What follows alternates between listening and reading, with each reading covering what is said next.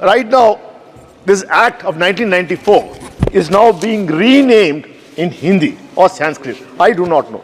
I only request the Honorable Young Minister, sir, you are from Telugu speaking people, state. You are proud Andhra Pradesh. Sir, you should have fought and used your might with the BJP and you should have named the act in Telugu. We would have all appreciated it and welcomed it.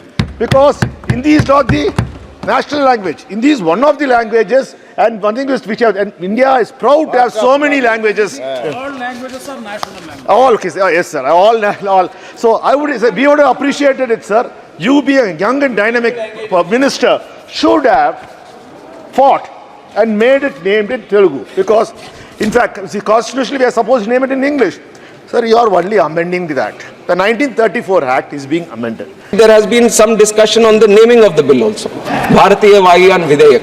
I don't see what the problem is, sir. I have calculated how many words are there in the Act. 11,643 words are there in the entire Act. Out of 11,643 words, only 3 words.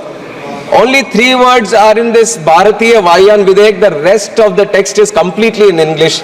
So there is no way how people feel that we are imposing certain thing. And in fact, when you are bringing these 3 words also, everyone should feel happy.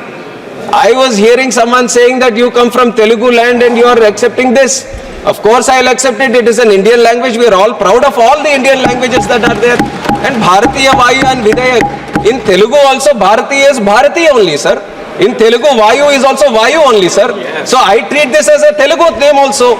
And I treat it as a Sanskrit name also. I treat it as any other Indian language. So just by bringing the name of this act, I feel that everyone should feel proud of this and not oppose the naming of the act, sir. That is one point that I wanted to ensure this. Bharatiya Vayan Videyak.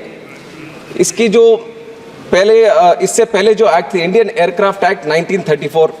This was a pre-independence era act, sir. Under the British rule, this act was formed. And the act was promulgated because of an international aircraft convention which was formed in 1919. 1919 में जो convention बना था उसके हिसाब से Indian Aircraft Bill 1934 pre-independence era में हम लेके आए और उसके बाद 1944 में एक शिकागो कन्वेंशन भी आया. शिकागो कन्वेंशन आने के बाद ICAO का फॉर्मेशन हुआ. ICAO जो है international civil aviation organisation. ICAO ऐसी बॉडी बनी कि यूएन की एक एजेंसी थी, यूनाइटेड नेशंस की. और ये शिकागो कन्वेंशन के बाद जो ICAO बना, ICAO में 193 कंट्रीज उसके हिस्से थे. और regularly all these 193 countries used to sit, discuss, deliberate and formulate the standard and recommended practices which are again supposed to be implemented by all the member countries within the ICAO. And India has also been a very strong participant of this ICAO, sir, and we have tried to formulate our own laws by harmonizing whatever the SARPs, that is the standards and recommended protocols are there from the ICAO. And this has been happening for a long time. And while we have been doing this, sir, the 1934 Act which was there, it was amended 21 times. And it was amended in such a way that whenever some SARP, new SARP was coming in, we were just attaching it to the old bill. There was no proper structure. And in the end, right now, the way it has become is that there is no clarity. There is a lot of ambiguity in the existing Act that is there right now. And there is a lot of confusion. And in some places, there is a lot of redundancy also. There have become so many subordinate legislations that have been brought in, so many rules that have been brought in, so many regulations that have been brought in. So there was no proper structure for the whole act, which is why a proper structural difference was supposed to be brought in, and which was done with the formation of this new Videyak, which is Bharatiya Vayan Videyak, sir. And like I said, the first thing we have tried to address is structurize the whole bill. And we have structurized by giving DGCA a separate chapter. We have told what is DGCA and what are the powers of DGCA, which is the Director General of Civil Aviation. And also we have BCAS, which is Bureau of Civil Aviation Security. Similarly, we have another separate structure for it, a separate chapter, and also the functions and the powers have been properly listed out. and also AIB, which is Aircraft Accident Investigation Bureau, and powers of central government. जो पहले ऐसा होता था कि powers कहीं और लिखे हुए हैं और इसके जो functions है कहीं और लिखे हुए हैं, rules कहीं और लिखे हुए हैं. तो ICAO का भी ऑब्जर्वेशन था कि सब एक प्रिंसिपल एक्ट में होना चाहिए जो एक हार्मनी क्रिएट करता है सिविल एविएशन का. तो वो हार्मनी हम लेके आए हैं सर अभी ये सिविल एविएशन में इस बिल के तहत. And other than this we have tried to reduce the redundancies, और जो गैप्स होते थे पहले इसके एक्ट में उसको भी हम करने की कोशिश ये भारतीय वायुयान विधेयक के साथ हम लेके आए. इसके बाद दूसरी चीज़ जो डेफिनेशंस हमने ऐड किया, we have brought in definitions for design, maintenance and manufacture into the bill. जो previous bill था Indian Aircraft Act, तो उसमें we didn't have design at all, we didn't have the word maintenance at all, and there was just manufacture as a word, but it was not defined. But today, under the leadership of Prime Minister Modi ji, we see a strong sense of Atmanirbharta being formed in this country, sir. And civil aviation taking an inspiration from that Atmanirbharta, we are imagining, we are trying to achieve a position for India in the future where not only we are operating planes in this country, we are designing planes, we are manufacturing planes, and we want to export planes to the whole world also, and that is the situation we want to create, and that is going to happen, exactly that is going to happen because of this Bharat Vayan Videyak that is going to come, sir.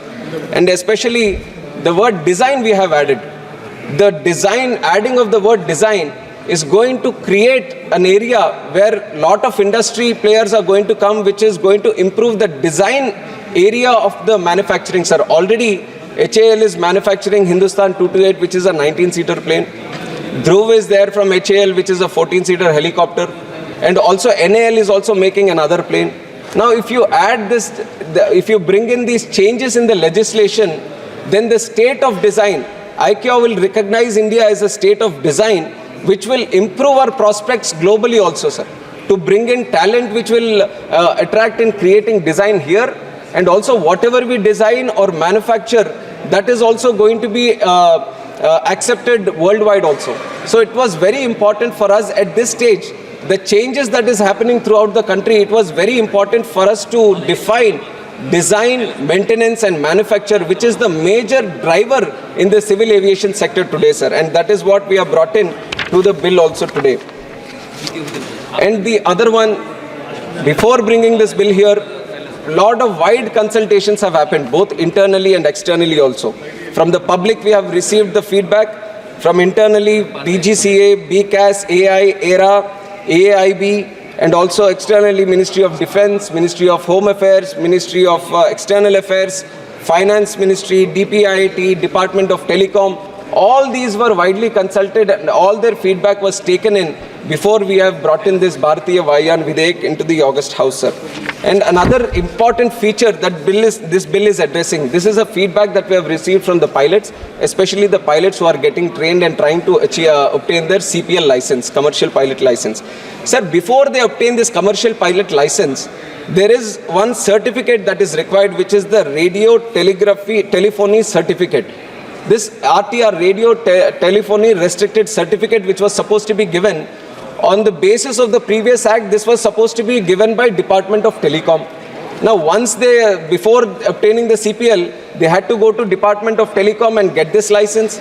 Once they get the license from Department of Telecom, they come back to DGCA, which is under the Ministry of Civil Aviation, and they get flight radio telephony operator license.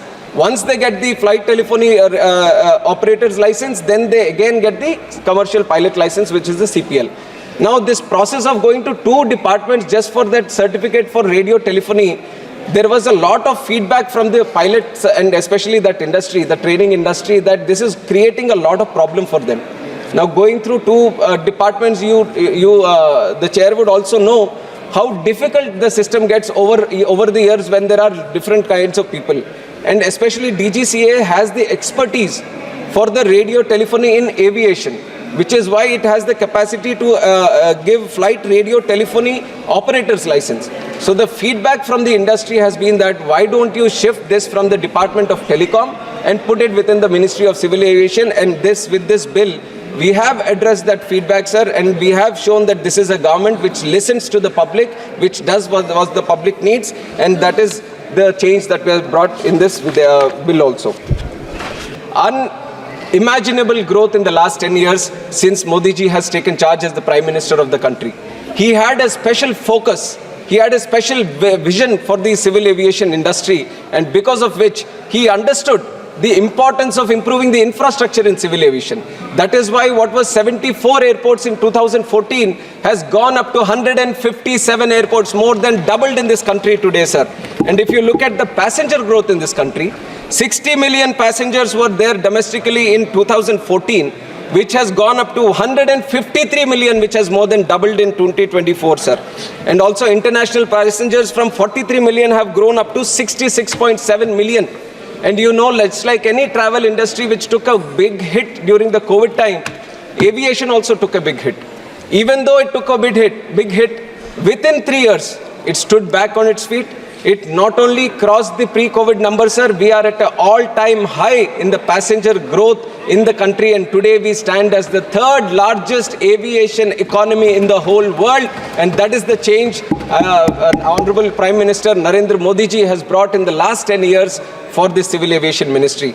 And also I would like to thank all the previous ministers who have worked on this, especially my predecessor Jyotiraditya Scindia ji, who has constantly worked for the upliftment of the Civil Aviation Ministry and brought in a lot of policy changes. And in fact, I would also like to remember our honorable previous minister Ashok Nagar ji, who was also there handling this and who was from our party also at that time, sir. And with this growth, it is very important we look into the future also. This is not just for the 10 years that we are proud of. Where we are in the third place right now, we, under the honorable leadership of Honorable Prime Minister, want to see India become the #1 in the domestic economy, sir. And if you want to see India in that #1 position, there has to be proper legislative backing. There has to be good policy making. There has to be good policy which drives the civil aviation industry in that direction. And that is where this Bharatiya Vayuyan Videk comes into play, and which is why I would like to go a little bit more detail into the bill also, sir.